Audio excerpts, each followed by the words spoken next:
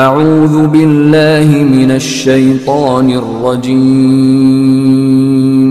بسم اللہ الرحمن الرحیم۔ سورت رحمان سے ملتا ہے گلے کو فوری آرام۔ الرحمن علم القرآن۔